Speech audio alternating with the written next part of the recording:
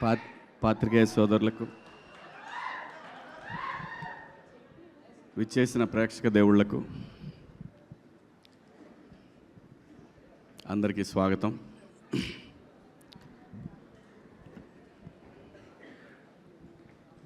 దీని అమ్మ 25 సంవత్సరాల నుంచి ఇలాంటి ఒక రోజు కోసం వెయిట్ చేస్తూ ఉన్నానండి.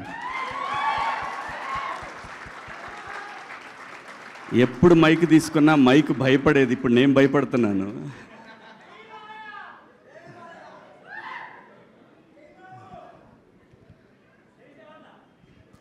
అంటే ప్రతి శుక్రవారం దీనమ్మ ఈ శుక్రవారం కొడతానని సంవత్సరానికి 52 వారాలు ఉంటే ఒక 7 సినిమాలు చేస్తే ఈ 7 వారాల్లో 7 శుక్రవారాల్లో దీనమ్మ కొడతానని 25 ఏళ్ళు అయిపోయింది.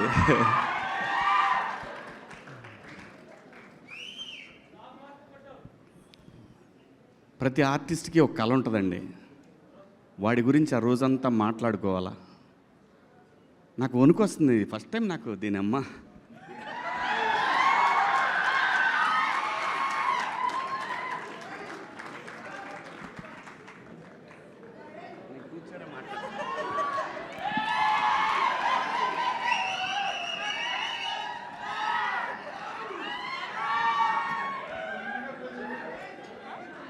ఓకే వద్దు అది లేదు అదేం లేదండి. లేదు. ఇలా ఇండస్ట్రీలో తెస్టేసుకొని కూర్చోవాలని చాలా కలగన్నా దీని అమ్మ. ఇలా కూర్చోవాలని ఎంత కలగన్నానంటే, ప్రతి సినిమా జరుగుతున్నప్పుడు నిజంగా నేను ప్రతి సినిమాకి ఈ కళామ తల్లి నాకు పెట్టిన అన్నం మీద ఒట్టేసి చెప్తున్నాను. నేను ఏ రోజు కూడా ఒక నిర్మాతని నా సొంత సినిమాలాగా ఫీల్ అయ్యే చేశాను. ఎప్పుడు కూడా ప్రతి సినిమా దీని ఎక్క రావటం లేదు ఇంకా రావట్లేదని నరకం చూశాను. నిజం చెప్తున్నాను, నేను నరకం చూశాను.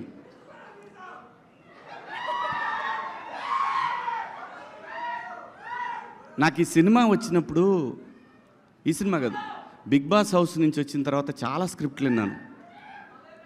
చాలా వచ్చినాయి, చాలా స్క్రిప్ట్లు. నిజం చెప్పాలంటే ఆగురా బైని నా బాధ చెప్పుకుందా ఉంటే మీరు, చాలా స్క్రిప్ట్లు వచ్చినాయండి. చేద్దామంటే చేస్తే బొచ్చేది డబ్బు వచ్చేది. నేను అప్పుడు అనుకున్నా, 13 ఏళ్ళు ఇండస్ట్రీకి దూరంగా ఉండి కూడా బతకగలిగిన నా కొడుకుని ఇంక ఈ డబ్బుల కోసం మనం పనిచేస్తే విలువే ఉంటుంది నాకు అనిపించింది.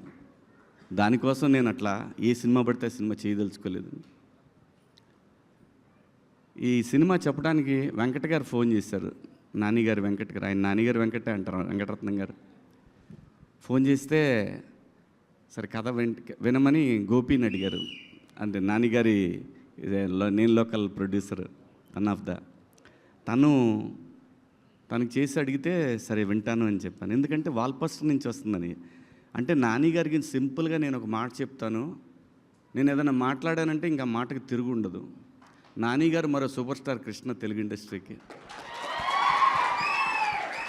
అంటే పొగడితే మనకు రాదు, అది పొగడటం రాదు, ఇన్బిల్ట్లో అది లేదు.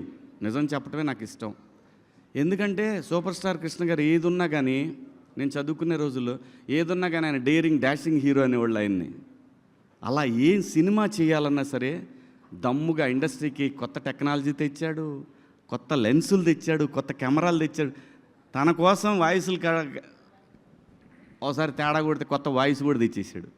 అది దమ్ము. ఆ దమ్ము నేను నిజంగా చూస్తున్నా. అందుకే నాని గారిని, నాకన్నా చిన్నోడు, నేను నాని అని పిలవటానికి రావట్లేదు లోపల నుంచి. ఆ రెస్పెక్ట్ టువర్డ్స్ సినిమా పట్ల తనకున్న అంకిత భావం, ఆ మర్యాదను ఇవ్వాలనిపిస్తుంది. రావట్లేదు అట్లా నాని అని అనిపించట్లేదు. అంటే తను సక్సెస్ఫుల్ హీరో, తను నాకు డబ్బులు ఇచ్చాడు ఈ సినిమాకి, అలాగని చెప్పట్లేదు. ఆ మెంటాలిటీ కాదు మందే. ఏంటండి అని అంటాం అంతవరకే. నాని గారు అనేది ఎందుకంటున్నానంటే, టువర్డ్స్ సినిమా తను హీరోగా ఉండి ఇలాంటి సినిమాలు చేయాల్సిన అవసరం లేదు. 100 కోట్ల హీరో కొడితే 2-3 సినిమాలు కొట్టాడంటే 70-80 వెనకేయచ్చు. అలా కాకుండా సినిమాని ఎంకరేజ్ చేసి తను చెయ్యలేని తన బిగినింగ్ డేస్లో చేయలేని సినిమాలని అటువంటి కంటెంట్ని ఇండస్ట్రీకి ఇవ్వాలనే ఉద్దేశంతో తను స్టార్ట్ చేసిన వాల్ పోస్టర్ నుంచి ఎంతోమంది డైరెక్టర్లు వచ్చారు. అందుకు ఆయన్ని ఆ గౌరవం ఇవ్వాలనిపిస్తుంది నాకు. అలాగే జగదీష్ వచ్చి నాకు కథ చెప్పినప్పుడు లోపల మాత్రం ఉంది, అయిపోయిందిరా దీని ఎక్క ఇక దొరికింది, మనకు దొరికిందని. కానీ బయటపడలేదు. అమ్మ ఇటు బయటపడితే ఇటు మళ్ళీ వేరే ఎవరికైనా వెళ్తాడో మాట్లాడతాడో ఇవన్నీ ఉన్నాయి, లోపల చాలా ఉన్నాయి. వీళ్ళు టెస్టింగ్కి వచ్చారా లేకపోతే నా మీద నిజంగా నమ్మకానికి వచ్చారా అని. కానీ మనకేం భయం లేదు. బాహుబలి సినిమా వచ్చిపోయినా కానీ నేను భయపడేవాడిని కాదు. నేను ఎందుకు వెయిట్ చేస్తున్నానంటే ఆ ఒక్కరోజు నేను ఫీల్ అవ్వాలి, దీని అమ్మ ఇది నా రోజు అనేది నేను ఫీల్ అవ్వాలి. దానికోసం ఏది పడితే అది చేయకుండా ఈ కథ విన్నప్పుడు నేనేం అడగలేదు. నేను ఒక్క మాట కూడా నాని గారు ఎందుకు అనుకున్నారు నన్ను ఈ సినిమాకి అని అన్నాను. నేను నాని గారు కదండి మేమే అనుకున్నాము, నాని గారు యాక్సెప్ట్ చేశారు కదా. అవును యాక్సెప్ట్ చేశారండి. ఎందుకంటే మళ్ళీ డౌట్ ఇంకేమన్నా పెడతారేమో సినిమాకన్నీ. నన్ను ఈ క్యారెక్టర్లు అసలు మీరెలా అనుకున్నారు, ఎవరు అనుకోరు కదా ఇలాంటి క్యారెక్టర్లు. కానీ నాకు తెలుసు లోపల నర్రూప రాక్షసుడు అనే ఆర్టిస్టులు ఉన్నారనే విషయం నాకు మాత్రమే తెలుసు. అది అడిగినప్పుడు నా డైరెక్టర్ శ్రీనివాస్ రెడ్డి అని ఉన్నాడు, ఆయన కొడుకే ఈ కార్తీక్. తను సజెస్ట్ చేశాడంట జగదీష్కి. ఆ రోజు అవును నువ్వైనా ఎలా అనుకున్నావు కార్తీక్ అంటే, ఏముందండి పగలంతా మాల్స్లో కూర్చునేవాళ్ళం, రాసుకునేవాళ్ళం, కేఫ్లో కూర్చునేవాళ్ళం, రాసుకునేవాళ్ళం. కొంచెం మాట్లాడతాను ఈరోజు, ఇంక మళ్ళీ మనం ఇలా మాట్లాడటానికి ఇంకా అంత ఎక్సైట్ అవ్వను. ఇంతకన్నా పెద్ద ఎక్సైట్మెంట్ ఇంకేం ఉండదు లైఫ్లో, అంతకన్నా ఎక్సైట్ అవ్వను. మాల్లో కూర్చున్నప్పుడు సాయంత్రం టీవీ పెడితే మాకు టీవీలో శివన్న కనపడేవాడు. అక్కడెక్కడో తగిలేదు సార్ మీరు మాకు. అమ్మిడే అమ్మ, దేవుడి రైటింగ్ ఎలా ఉంటుందో చూడండి. నేను బిగ్ బాస్ చేస్తాను ఎవడనుకోడు, వీడికేం కర్మ, ఎందుకు చేస్తున్నాడు ఇటు తెలీదు. అదంతే, ఎవడు ఎప్పుడు ఎక్కడ తిరిగా వాడికి రోజు రావాలో అది రాసి పెట్టుంటుంది. అదంతా కూడా నాకు 25 సంవత్సరాలు పట్టిందండి. కానీ నేను ఏ రోజు కూడా నేను భయపడలేదు, వెళ్ళిపోవాలనుకోలేదు, రాదు అనే ఆ టెన్షన్ లేదు. కానీ ఉంది, నేను చెప్పాలి ఇది ఆ రోజున రే నీ అమ్మ. ఇలాంటి ఒక గొప్ప అనుభూతిని పొందాలి. నా స్ట్రగుల్ చూసిన నా వైఫ్ కానీ నా పిల్లలు కానీ వాళ్ళు నాకంటే ఎక్కువ వేదన అనుభవించేవాళ్ళండి. ఇంట్లో ఏం కాదులేబ్బా ఆడుద్ది, ఈ సినిమా బాగా ఆడుద్దని మా ఆవిడ నాకు ఓదార్పు యాత్రలో.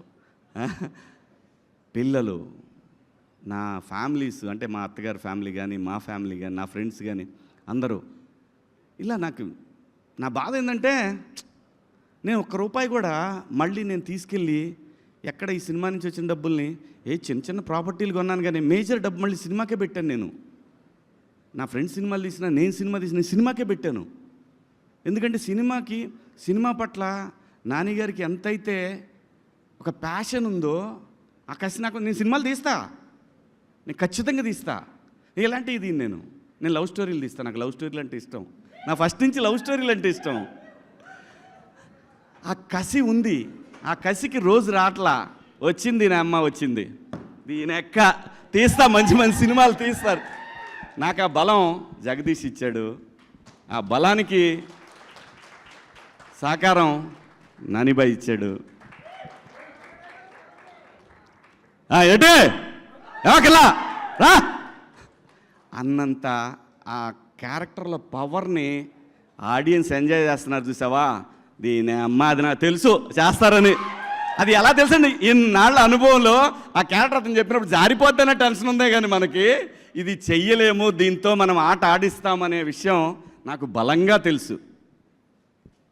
నాకు తోడు దాము ఎంత మంచి ఆర్టిస్టో, అంత మంచి. మేమిద్దరం చాలా డిస్కస్ చేసుకునేవాళ్ళం షార్ట్స్ జరుగుతున్నప్పుడు. ఏంటబ్బాయ్ ఏంటి మనోడు 360 డిగ్రీల్లో తీసేవాడు. సినిమా చేసిన షాటు 360 డిగ్రీల్లో అన్నిసార్లు మేము యాక్ట్ చేసేవాళ్ళం అనమాట.